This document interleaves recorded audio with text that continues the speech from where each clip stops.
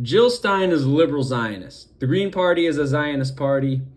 And anybody who fucking supports them and promotes them is a fucking Zionist Shabbos goy. And this is what a fucking Shabbos goy is. Shout out to Urban Dictionary. So, a Shabbos goy is a shill for the Zionist entity.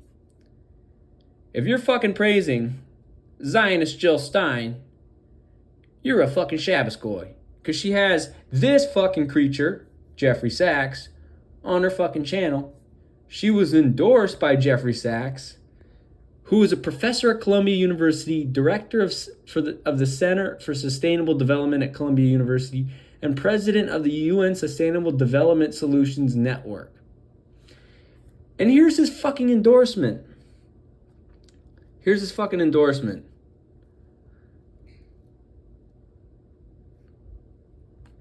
Fucking shilling for Jill Stein.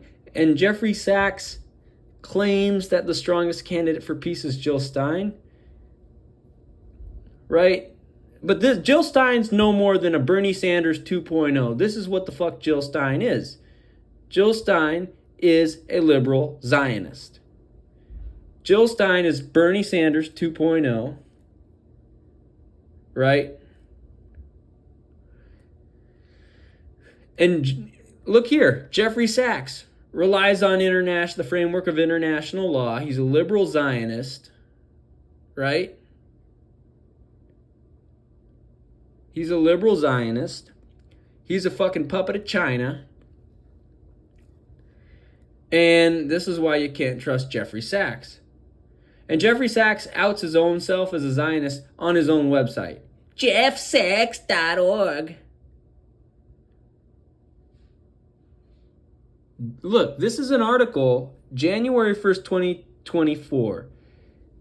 It's an article titled, Saving the Zionist Entity by Ending Its War in Gaza.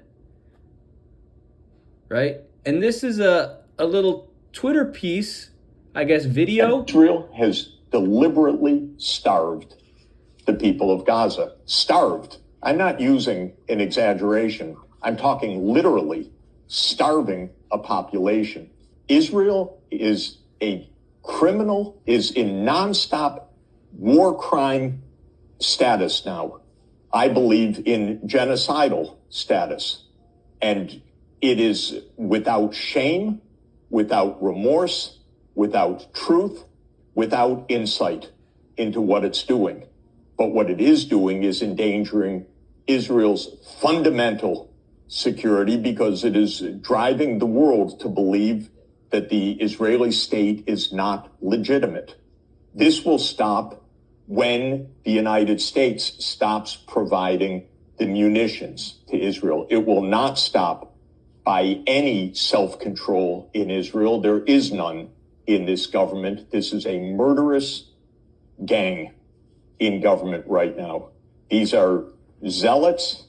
They have some messianic vision of controlling all of today's Palestinian lands. They're not going to stop. They believe in ethnic cleansing or worse, depending on whatever is needed.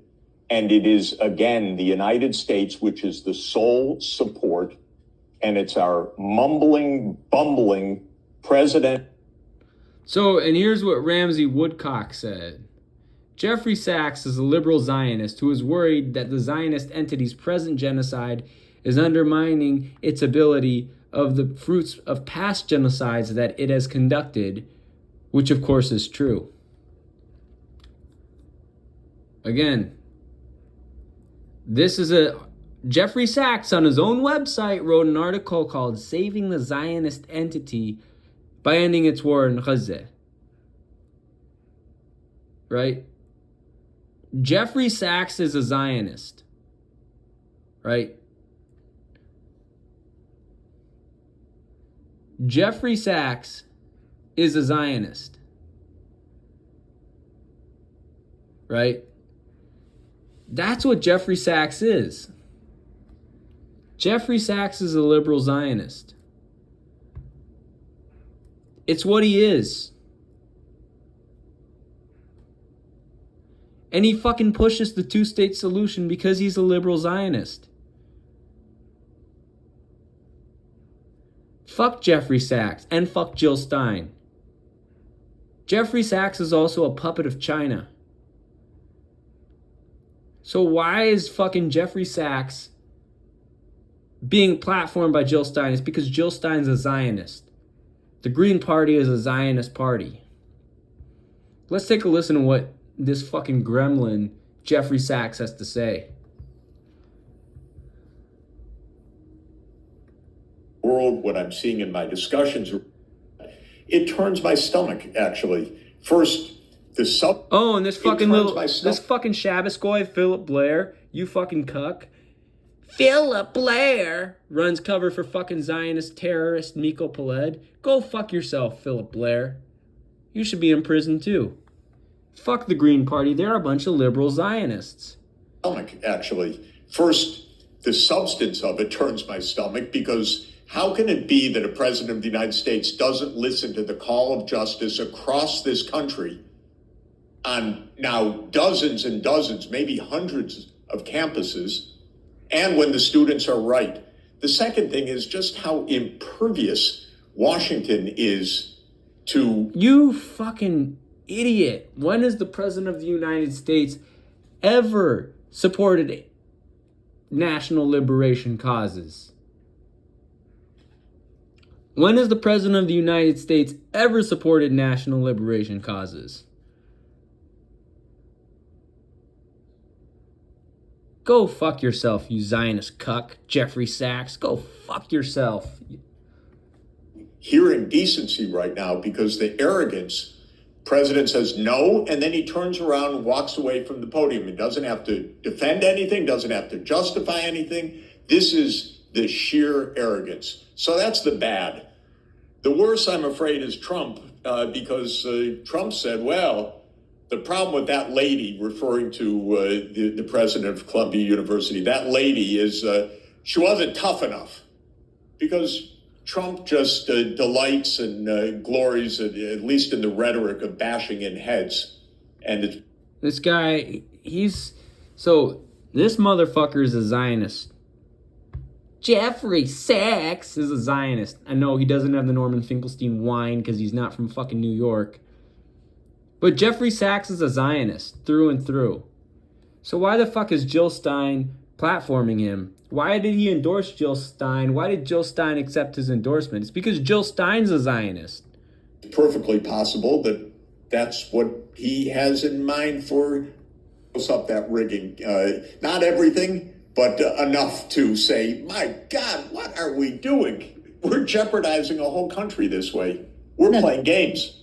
Yes, and that the phone call of Victoria Nuland, where she was plotting sort of who was going to be the beneficiary of the coup.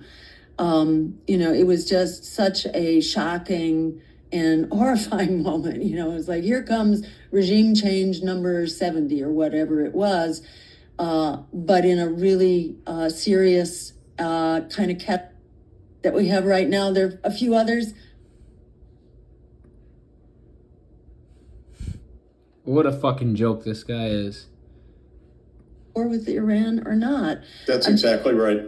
It's exactly right. And by the way, this war, this massacre, this slaughter in Gaza is so awful and disgusting. It's, for me, kind of the most minimal test. If you can't get that, what could you get? But here's the thing. Sachs doesn't care about Occupy 1948 Palestine because he's a Zionist. Jeffrey Sachs is a Zionist. My family's from Occupied 1948 Palestine. My family, 15% of my lineage, is from Occupied 1948 Palestine. Jeffrey Sachs erases Palestinians in 1948 Palestine because he's a liberal Zionist. He erases me as a person because he's a liberal Zionist.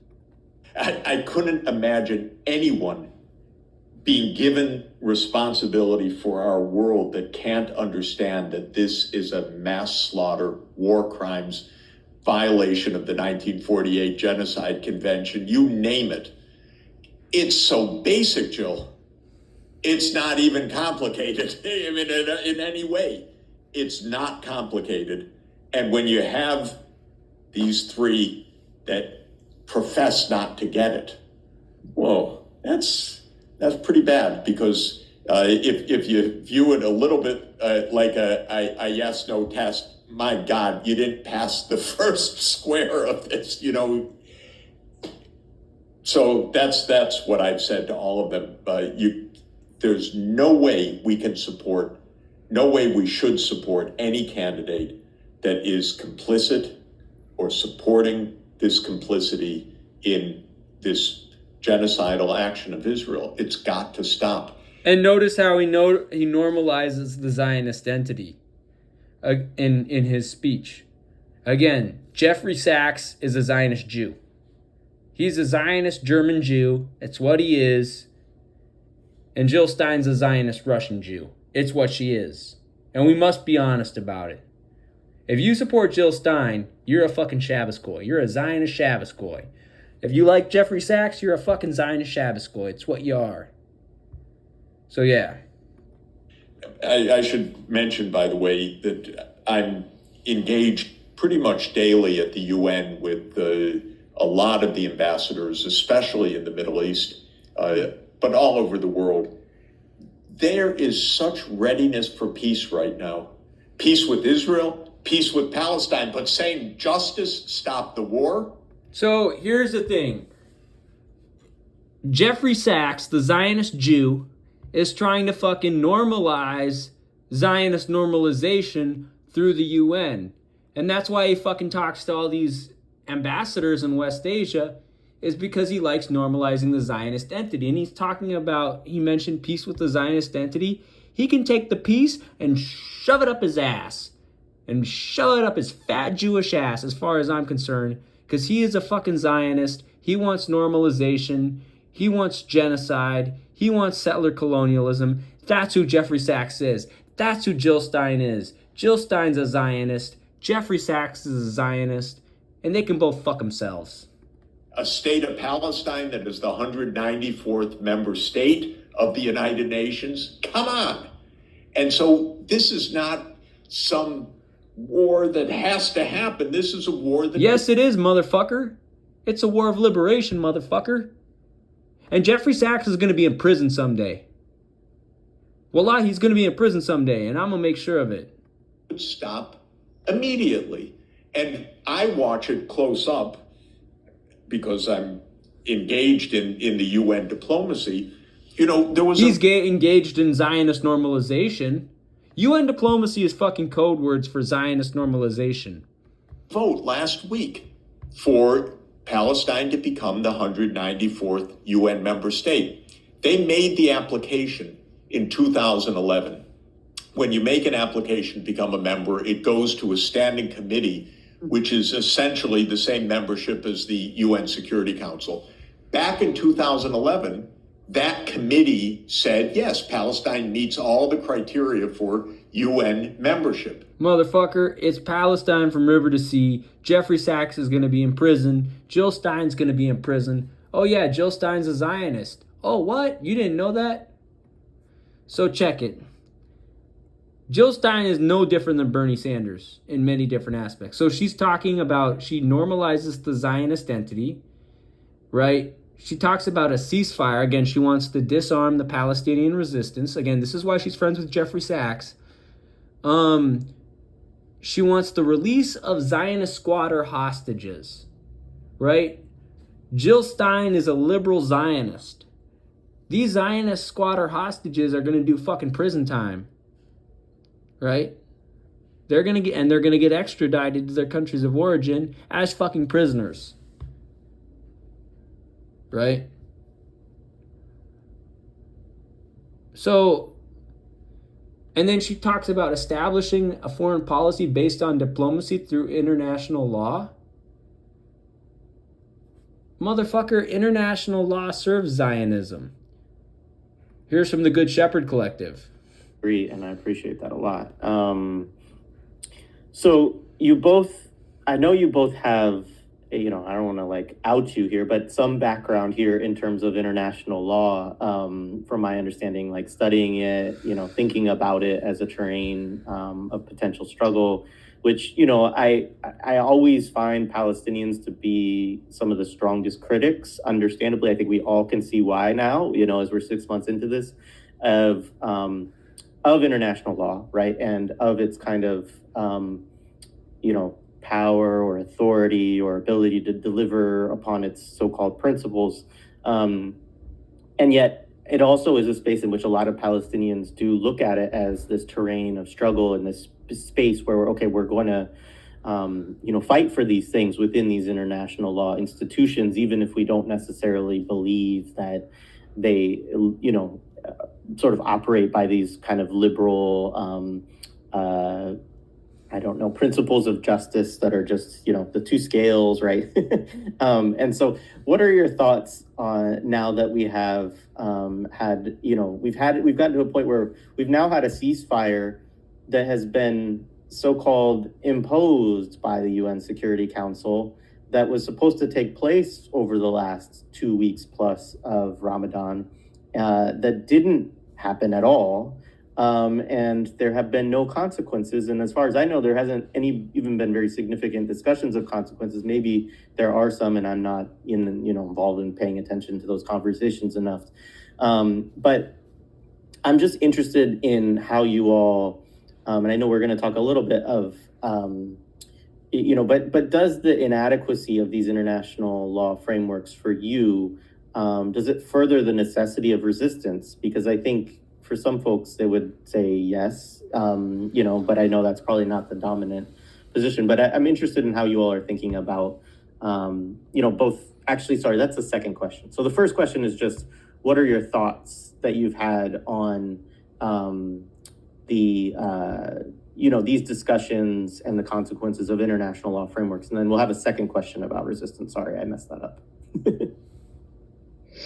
No, that's great. That's fine. I was laughing. I was muted, but I was laughing when you said you didn't want to out us, because honestly, that's really how it feels. And especially being in Palestine, because I studied international law. I think Vanna did as well, right? But I studied international law. And so for a long time, when people would ask me what I was studying, I would tell them human rights. I would say international law. It was more broad than that. But sometimes I would say that specifically because that's what we are referring to most of the time when we're talking about the context of Palestine, and people would laugh at me. And so I finally stopped saying it because it just feels embarrassing, to be talking to another Palestinian and they're like, "Hi, yeah, what do you really do?" So yeah. I mean, so GSC hasn't been around for a long time. When we first started, we sort of relied more on these international law frameworks more. And then in the last few years, we've shifted more to like a critical stance and trying to explain to folks the limitations of these. I think we always understood the limitations of them. But, when you're trying to explain some of the things that are happening on the ground, these are still useful tools sometimes, right? Because international law, I think the way it's understood by normal people, they're like ideals of things that we expect to be promised, right? Like a right to your house, a right to education, to, freedom, liberties, the basic things that we imagine when we think of human rights. And so I think they can still be useful tools in that sense. But I was thinking about this Security Council resolution.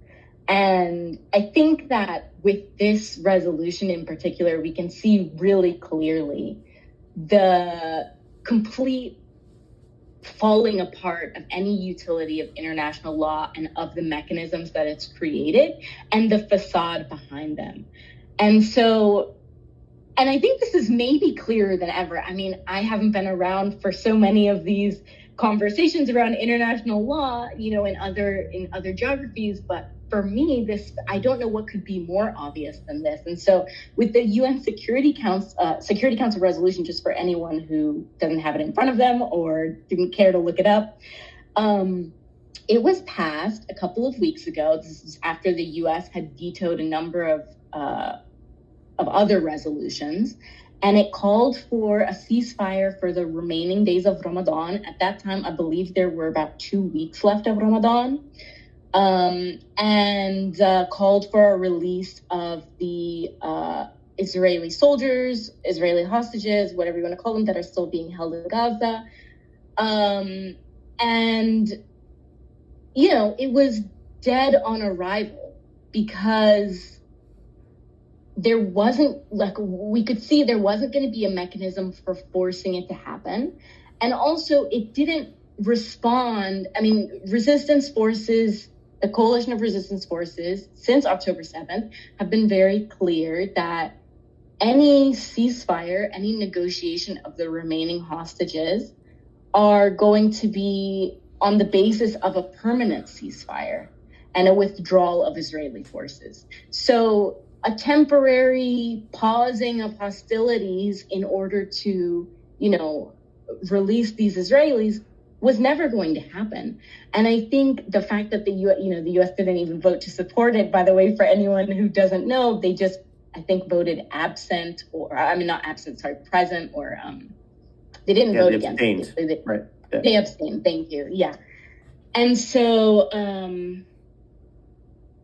yeah, it was really dead on arrival. I mean, there was no way that it was going to happen. And I think this really shows the duplicity of the way that the U.S., and not just the U.S., but primarily in this case, has operated, especially in the last few months, where there's always these comments from journalists or on social media, oh, Biden is really disturbed about what's going on. He's, telling Netanyahu he can't do this or he can do that. And I think this Security Council resolution was sort of like a useful way for the U.S. to boost its PR a little bit by not vetoing this.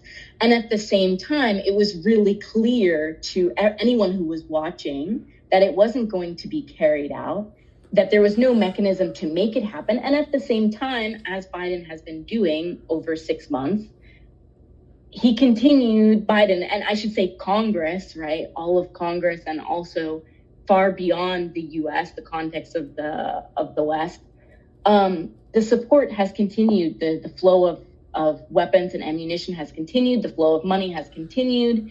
And there was not even an attempt by the Security Council to sort of leverage any support to get this 2-week pause to happen. But I think, so that's just about the Security Council resolution, but I think in general, when we're thinking about international law, something that's been really interesting in the last few months is, I think, we talked about this sort of in our piece. I think we talked about it in the last podcast, and we talk about it online all the time. These limitations of international law and NGOs, like, deep attachment to them. And it's not just NGOs, it's like intellectuals in Palestine, outside of Palestine, foreign experts, the, journalists, whatever. They have this deep attachment to talking about it talking about Palestine in the framework of international humanitarian law and human rights. And this is sort of a way of getting around talking about settler colonialism, addressing complicity, like Vanna said earlier. And it also isn't political, right? It's not political to say, oh, Palestinians deserve their human rights, because technically Palestinians can have human rights in a future framework that is not decolonization, right? Especially the way we see human rights being defined these days. So we've been critical of this for a long time, and we've come into these like very uncomfortable tensions with folks who, like folks listening, might think would be natural allies or natural organizational partners, which are NGOs, because we'll say, well, we will do this, but we insist that it has to be within the framework of settler colonialism and decolonization. We're not, it's okay to use human rights as sort of supplementary material or, refer to them here and there, but the dominant framework has to be the settler colonial framework. We have to address Zionism. And by and large, there's a refusal to do that. And so in the last few months, something that's been really interesting is that people, and I won't name names because I think it's a positive shift, but I think we have to keep our eye on it, is that people who have totally made their names and careers off of referencing the occupation of 1967 and all of the, you know, expectations and references that go along with that have been shifting to this idea of, oh, we need to talk about decolonization. And I'm not talking about people who stopped talking about that 2 years ago, like people who were referencing the 50-year-long occupation in November are now saying, well, I'm going to help lead us into decolonization. And I think it's really interesting because you can see how the rhetoric is shifting, and that I think more and more people are coming into an understanding of what's going on and seeing what justice could look like and having their imaginations challenged. But it's also a little bit concerning because how many times have we seen liberal voices shift to use the language, you know, this kind of radical language or whatever you want to call it, for like liberal ends. So that's something that I just wanted to raise because so many people have made their names off of this kind of like, you know, being the expert in the room. And the last thing that I wanted to raise around international law is, we were talking about agency, we were talking about the violence of the colonizer and the resistance of the colonized. And implicit within international law is the understanding that the monopoly of violence belongs to the state. That's like a fundamental concept, right, of international law. And so when you look at armed resistance in service of decolonization, the common framework, as we've seen, is terrorism. And so there's almost something like within international law, and of course it doesn't have to be that way, that treats resistance as not just parallel, but worse than the violence of the colonizer. And this kind of goes back to what we were already talking about, right? That like, we wish you would just die quietly because it's, when you disrupt the status quo, it's much more violent for the rest of us.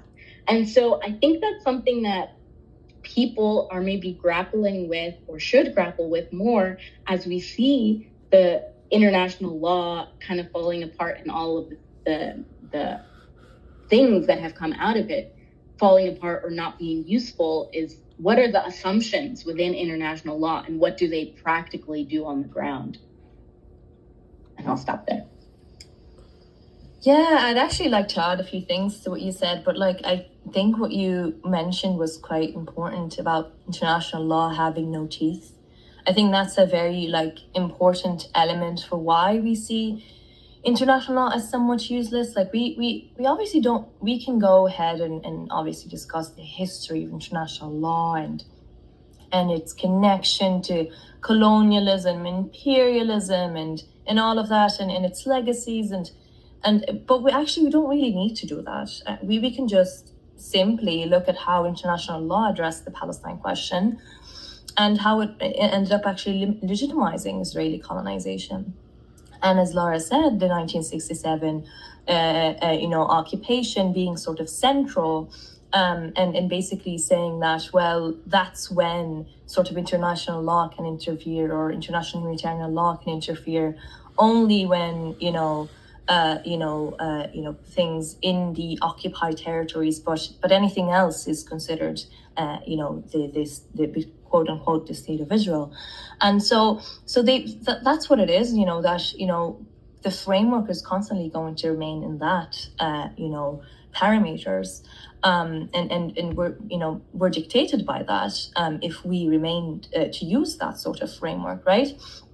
But we also have to, maybe sit back and a little bit and acknowledge that, there are, a lot of people that sort of now, after the ICJ case specifically, see some sort of, new sort of discovery of the importance of international law, and we can acknowledge that there's a bit of sort of also even Palestinians as well that might share that sort of view. Palestinians who would be lawyers who have worked on documenting, human rights abuses, that feel that maybe it's the time that they could, utilize international law tool. But we have to be here. I mean, as the Good Shepherd Collective, as people, that believe in decolonization, we have to be realistic here and look at that, any supposed win that sort of international law or victory that international law would have will be simply symbolic, vis-a-vis Palestinian decolonial, aspirations, right? It will never really reach that part where, we're talking about, decolonization from the river to the sea, anti-Zionism, right of return, and all of that, right? So the question is really like, can those legal institutions that where so many people are praising, can they really reclaim land back for Palestinians? Like, is that possible? Like, is that something that people believe can be done through legal institutions?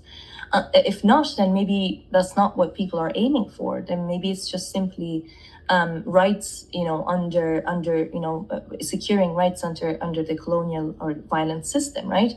But also generally, these are big questions of can international law be emancipatory for people who are colonized? This is a big question for people. Can we see international law being emancipatory or an emancipatory tool, right?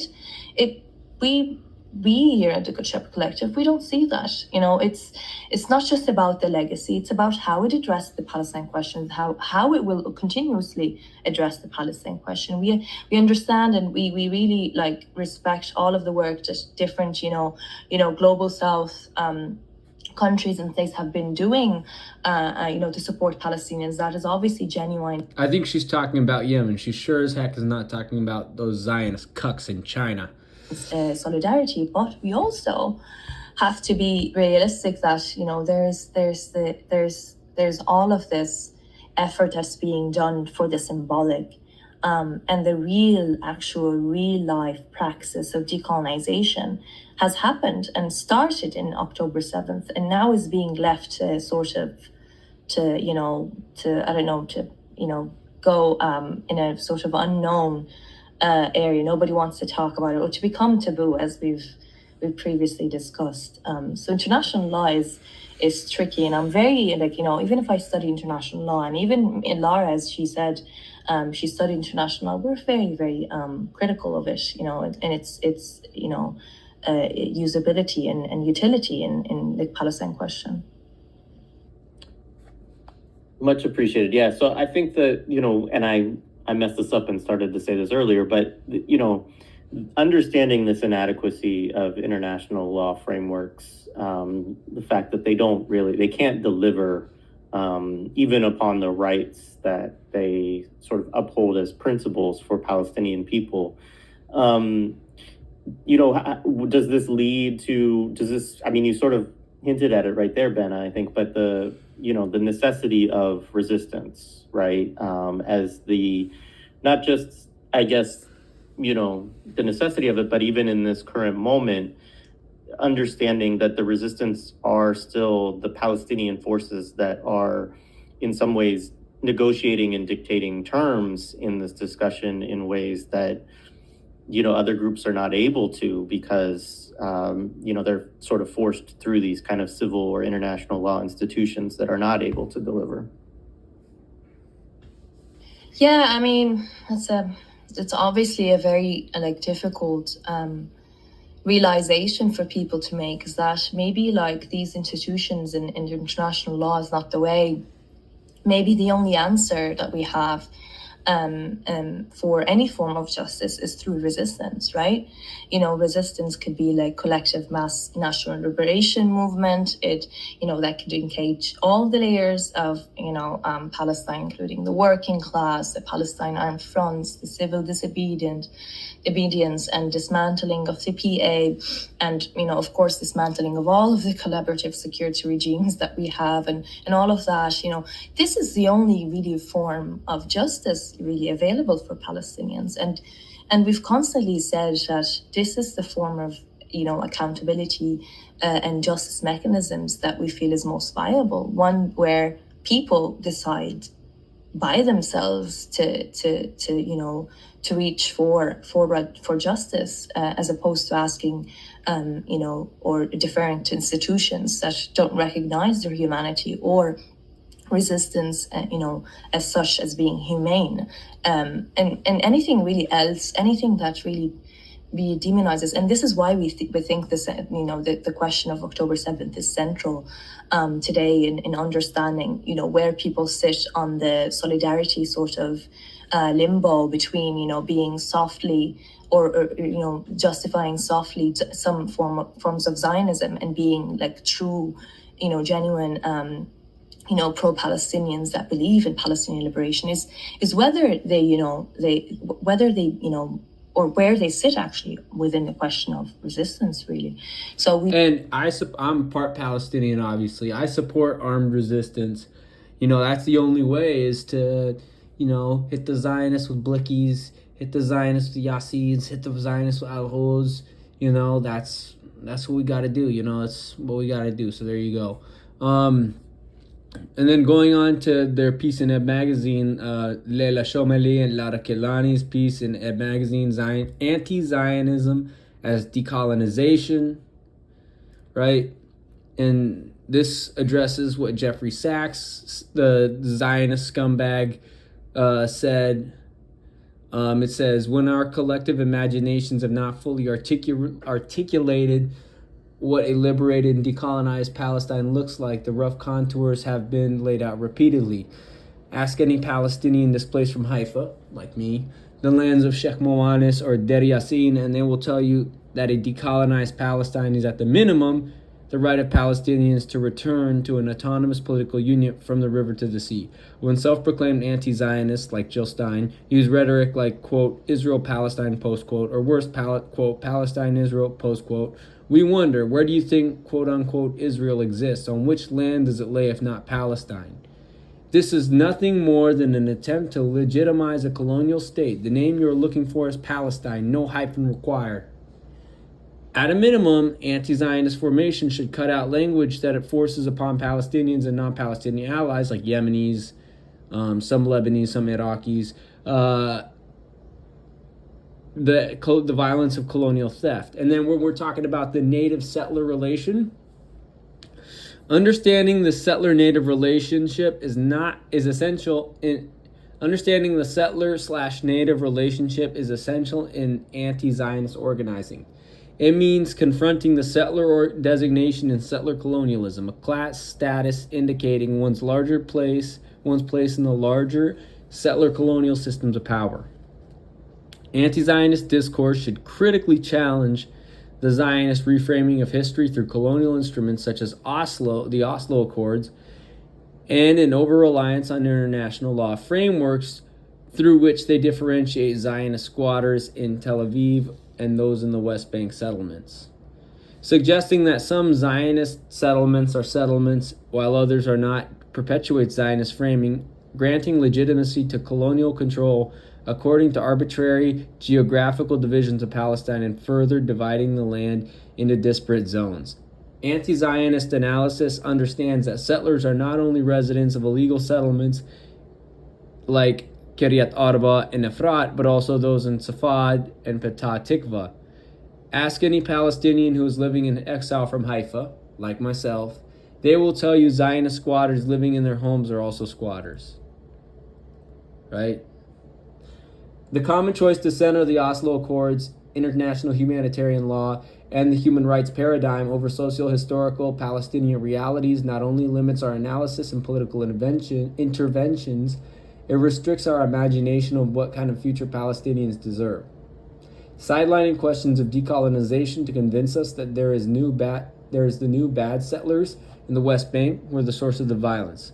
Legitimate settlers who reside in the bounds of Palestinian geography stolen in 1948, like Tel Aviv and West Qudus, are different within this narrative. Like breaking the silence, they can only be enlightened by learning the era of colonial violence carried out in service of the bad settlers.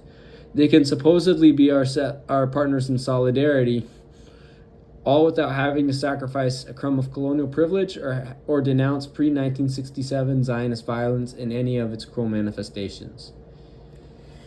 As a result of this course of thought, solidarity organizations often showcase particular Zionist squatters, those who renounce state violence in service of the bad settlers and their ongoing colonization of the West Bank, in roles as professionals and peacemakers, positioning them on equal intellectual, moral, or class footing with Palestinians. There is no recognition of the inherent balance of power between the Zionist squatters and the Palestinians they purport to be in solidarity with, stripping away their settler status. The settler is taken out of the historical political context, which afforded them privileged status on stolen land, and is given the power to delineate Palestinian experience. This is part of the historical occlusion of the Zionist narrative, overlooking the context of settler colonialism to read the settler as an individual and omitting their class status as a settler. Right?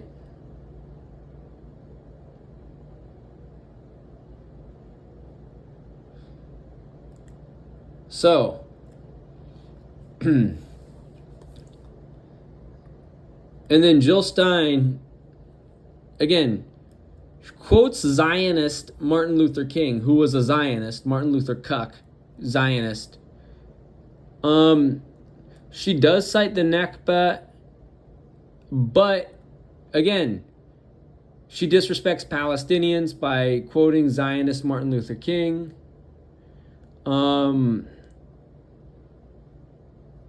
Which is not cool. She's, Jill Stein's a liberal Zionist. That's why she quoted Martin Luther King.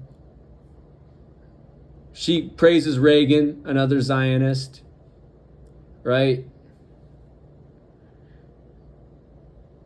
And she still normalizes the Zionist entity,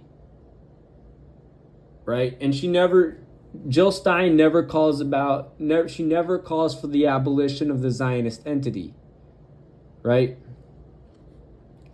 Again, when you look back on her interactions with Jeffrey Sachs, you kind of understand why. Jill Stein's a Zionist. Much like her partner in crime, Jeffrey Sachs. Right? And the fact that she relies on the framework of international law, when international law is inherently Zionist, and then talks about how her grandpa was named after the Zionist entity, and she's met people from all walks of life: Muslims, JOOs, Jews, Christians, Palestinians, Zionist squatters, Arabs. Again, she's doing a literal whataboutism, and she's running cover for the Zionist entity. Again, Jill Stein's a Zionist. Look at her weasel words. Look at her interactions with Zionist Jeffrey Sachs. So this is like the Zionist version of All Lives Matter. As we see, settler colonialism secures the position of the settler, imbuing them with rights, in this case, a divine right of conquest. As such, Zionism ensures that settlers' rights supersede those of indigenous people at the latter's expense. Knowing this, the liberal slogan, equal rights for all people, requires deeper consideration. And again, that's what the Green Party pushes, and the Green Party is Zionist. Rather than placing the emphasis on deconstruction of the settler state and violence inherent to it, which eternally serves the settler to the detriment of indigenous communities, the slogan suggests that Palestinians simply need to secure more rights within the violent system. But equal rights, in that sense, that those chanting this phrase mean them, will not come from attempts to rehabilitate a settler state. They can only be ensured through decolonization of Palestine, through the material restitution of land and resources. Without further discussion, the slogan simply serves as another mechanism of Zionism, one that maintains the rights of the settler rather than emphasizing the need to restore rights to indigenous communities who have long been victims of settlers' rights. Anti-Zionists cannot denounce both settler colonialism and Zionism and center advocacy on the claim that settlers should have equal immutable rights. Zionists would have you believe that their state has always existed, that the Zionist squatters have always lived on the land, But a brief reference to recent history reminds us that anti-Zionism must confront the ongoing mechanisms materially of it advancing the development of colonies in Palestine.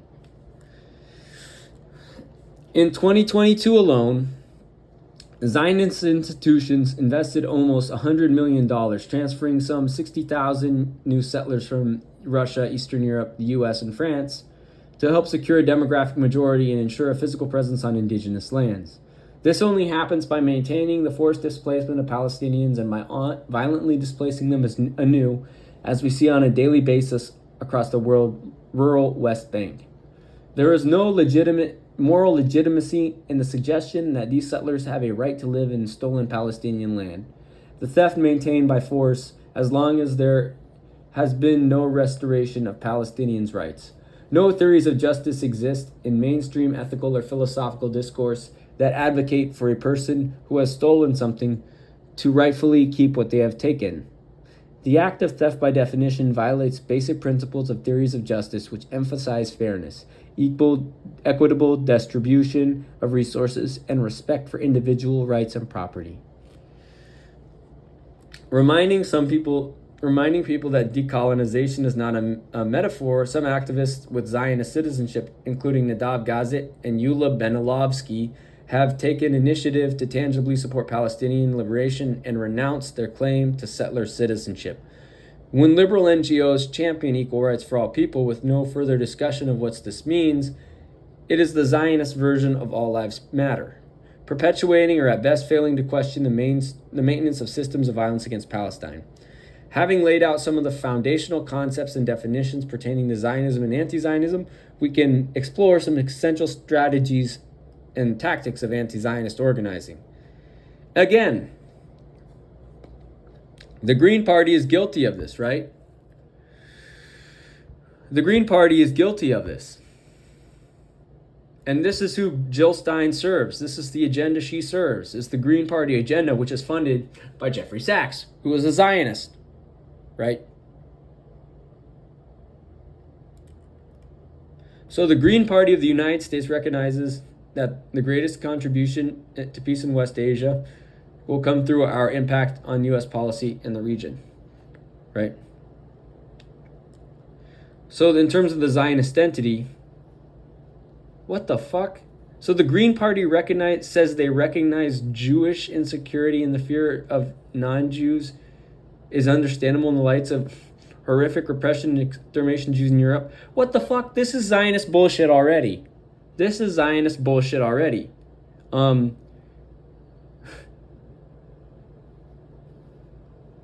So the Green Party, they rely on the human rights paradigm. The Green Party is a Zionist organization.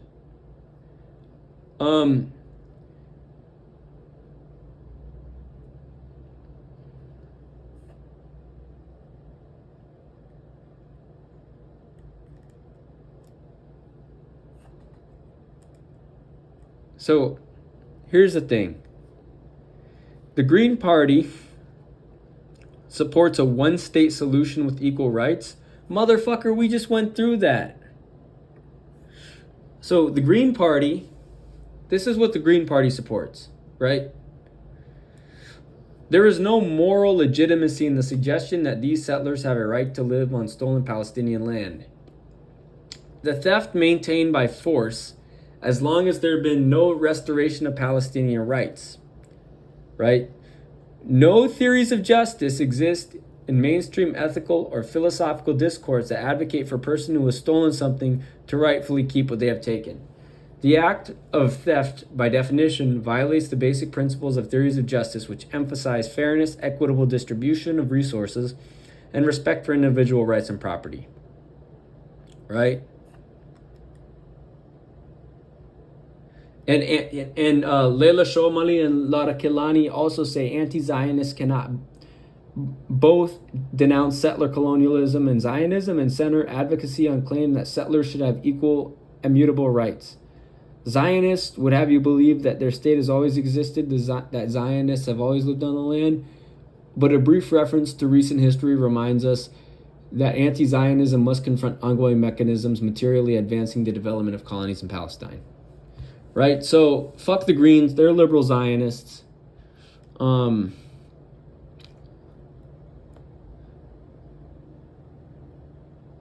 Let's see. Politicians, organizational leaders, and funding institutions must see the real political consequences of their decisions to support genocide. Reluctance within the executive leadership of international solidarity organizations to hold elected officials accountable is a red flag. We cannot balance our loyalties between liberation and temporary political convenience. Jill Stein. Mary Peltola, right? Anti-Zionism requires more than political organizing that is targeted at those intentionally maintaining white supremacy through Zionism. It requires that we wager our access to power to dismantle mechanisms of oppression. We must stop betting on the longevity of Zionism. When we properly decouple Zionism from Judaism and understand it as a process of indigenous erasure and primitive resource accumulation, the dominant political formation, the armaments industry, and the high-tech security sector are easily understood as dispensable institutions in the broader Zionist project. These bodies also materially benefit from the status quo of Zionist colonization and therefore wield their power to maintain it. There is a larger function of these formations to uphold white supremacy, imperialism, and colonialism globally, systems that harm all communities. This helps us recognize that Zionism does not serve to benefit Jewish people, even if this is not the primary reason we should abolish it. Equating global Jewish community safety and prosperity with the safeguarding of colonial violence is anti-Semitic and a fallacious argument. It contends that in order to thrive, Jewish communities must displace, dominate, incarcerate, and oppress and murder Palestinians. And that's exactly what the Green Party is advocating for. On paragraph A of Palestine, and the fact that they call what the settler colonialism and genocide in Palestine a conflict is fucking pathetic. Fuck the Green Party, and I'm gonna make them suffer consequences. Trust me. And the fact that they use the framework of international law, and rely on international law, and they like to let Zionist squatters off the hook. The fact that the Green Party likes to let Zionist squatters off the hook and they don't address settler colonialism, that shows you that the Green Party is a Zionist institution, right? That shows you the Green Party is a Zionist institution.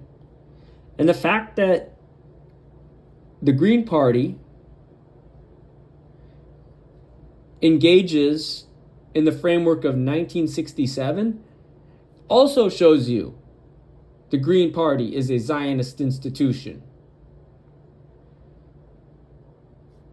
And the fact that the Green Party relies so much on the UN and the Office of the High Commission on Human Rights and UN Special Rapporteur also shows you the Green Party is a Zionist institution.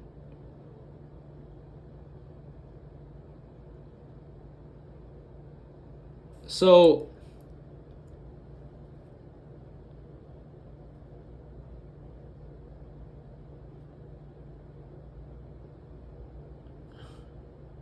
and they fucking contradict themselves. So they even acknowledge that the UN, ICJ, and international law is fucking useless, but they contradict themselves. And they bring forth the framework of apartheid instead of the framework of decolonization and anti-colonialism. And they compare Palestine to South Africa. And South Africa still has settler colonialism. That's why the Green Party is a Zionist party. That's why Jill Stein is a Zionist. Right? Palestinian resistance.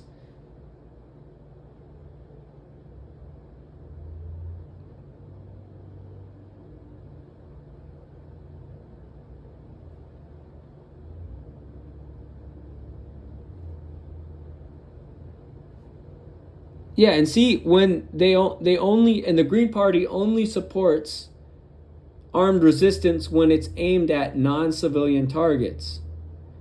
And the Green Party wants Palestine to normalize the Zionist entity. They even use the word reconciliation, which is another word for normalization. So the Green Party is a Zionist institution.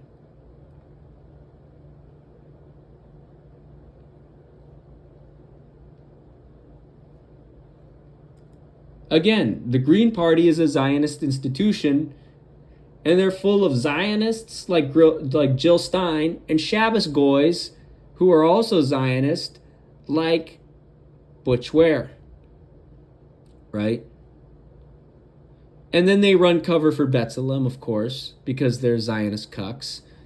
And then the Green Party talks about the UN and international civil society, again, using the international law framework in order to normalize the Zionist entity. And then they talk about some Truth and Reconciliation Committee, which is just another word for normalization committee. Again, what party is Jill Stein running for? Jill Stein is running for the Green Party. The Green Party is a Zionist party. Jill Stein platforms Zionists like Jeffrey Sachs, right? Jill Stein's own platform contradicts itself numerous times, normalizes the Zionist entity, and relies on the framework of international law. Jill Stein is a Zionist. That is why we can't trust Jill Stein. Anyone supporting Jill Stein is a Zionist, and they're a Shabbos goy. You know? If you're supporting Jill Stein, you're a Zionist Shabbos goy. Butch Ware is a Zionist Shabbos goy. It's what he is. Right?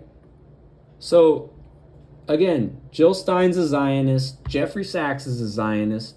Butch Ware is a Zionist. The Green Party are Zionists. Again, fuck you, socialism for all. You fucking snaked us by selling out to Jill Stein. Jill Stein's a Zionist. This is Bernie Sanders 2.0 all again. All over again. It's like I've seen this movie before. Jill Stein is no different than Bernie Sanders. That's why she's friends with Jeffrey Sachs. Look at Jill Stein's fucking platform. She is a liberal Zionist. Jill Stein's a liberal Zionist. Look at the Green Party platform. The Green Party platform is a liberal Zionist platform. Fuck them all, and that's why I'm not voting.